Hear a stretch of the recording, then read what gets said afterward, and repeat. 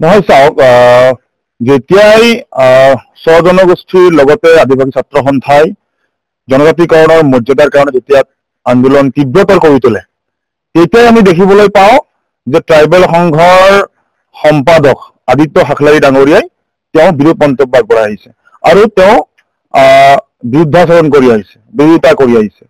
কাৰণ আজি স্বজনগোষ্ঠীৰ লগতে আদিবাসী ছাত্ৰ সন্থাই আজি দীৰ্ঘদিন ধৰি আমি আন্দোলন কৰি আহিছো আৰু জনজাতিকৰণৰ মৰ্যাদাটো আচলতে আমাৰ ন্যায্য প্ৰাপ্তিৰ অধিকাৰ আৰু এই অধিকাৰটো আমাৰ ন্যায্য দাবী আৰু সেইকাৰণে আজি যেতিয়াই স্বজনগোষ্ঠীৰ লগতে আদিবাসী ছাত্ৰ সন্থাই যেতিয়া আন্দোলন তীব্ৰতৰ কৰি দিয়ে তেতিয়া আমি দেখিবলৈ পাওঁ যে আদিত্য হাকলাৰী ডাঙৰীয়াই বিৰোধিতা কৰি আহিছে।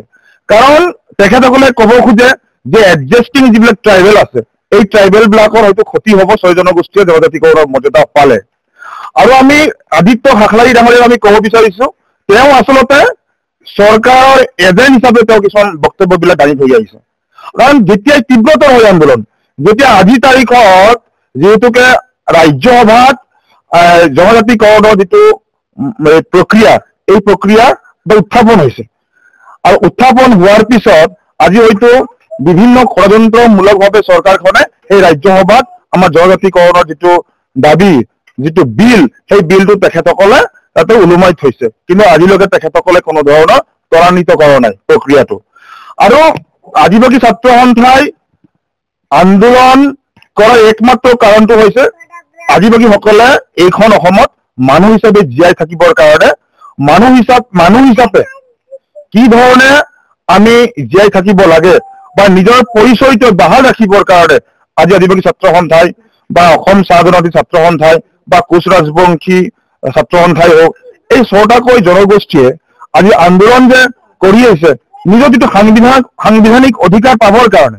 আমি ট্ৰাইবেল সংঘৰ বা আদিত্য হাকলাৰী ডাঙৰীয়াৰ পৈতৃক সম্পত্তি আচলতে আমি বিচাৰিব যোৱা নাই। আমাৰ যিটো সাংবিধানিক যিটো অধিকাৰ, আমাৰ যিটো জন্মস্বত্ব যিটো অধিকাৰ সেই অধিকাৰটোহে আমি বিচাৰি গৈছো।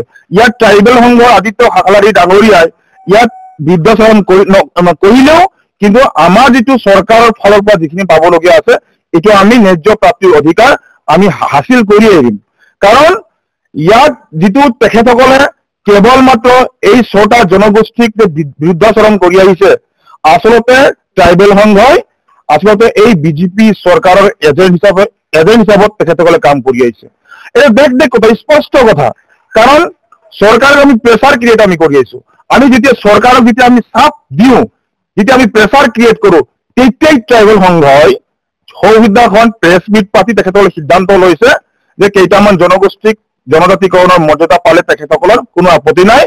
কোচ ৰাজবংশী বা আদিবাসী চাহ জনগোষ্ঠীসকলে যেতিয়াই নেকি এই জনজাতিকৰণৰ মৰ্যাদা পাব তেখেতসকলৰ বোলে ক্ষতি হ'ব। এই ক্ষতি হয় নহয় এইটো চৰকাৰে নিশ্চিতভাৱে চালি জাৰি চাব। গতিকে সেইকাৰণে আমি ক'ব বিচাৰিছো যে আদিত্য হাকলাৰী ডাঙৰীয়াই এই আমাৰ যিটো দাবী ন্যায্য প্ৰাপ্তিৰ যিটো অধিকাৰ এই অধিকাৰক বিৰোধিতা কৰি তেখেতৰ কোনো লাভ নহয়, কথাটো স্পষ্ট। আমাৰ প্ৰাণ যাব তেজ যাব, কিন্তু 2026-ৰ অসম বিধানসভা নিৰ্বাচনৰ আগতে কিন্তু আদিবাসীসকলক জনজাতিকৰণৰ মৰ্যাদা দিব লাগিব, স্বজনগোষ্ঠীক জনজাতিকৰণৰ মৰ্যাদা দিব লাগিব। অন্যথা বিজেপি চৰকাৰক আমি পুলিয়াই পোখালি উভালিম, এই কথাটো স্পষ্ট। কিয়নো আজি এই বিজেপি চৰকাৰে কেৱল মাত্ৰ আদিবাসী জনগোষ্ঠীৰ লগতে ছয় জনগোষ্ঠীক কেৱল মাত্ৰ ভোট বেংক হিচাপে ব্যৱহাৰ কৰি আহিছে।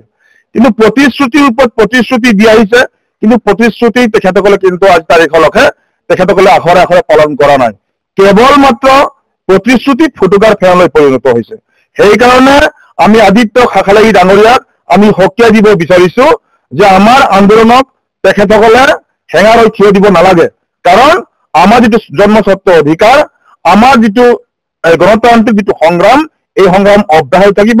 আমি চৰকাৰৰ পৰা বিচাৰিছো আৰু ভাৰতৰ যিটো সংবিধান অনুসৰি যিটো আমি পাব লাগে সেইটোহে বিচাৰিছো।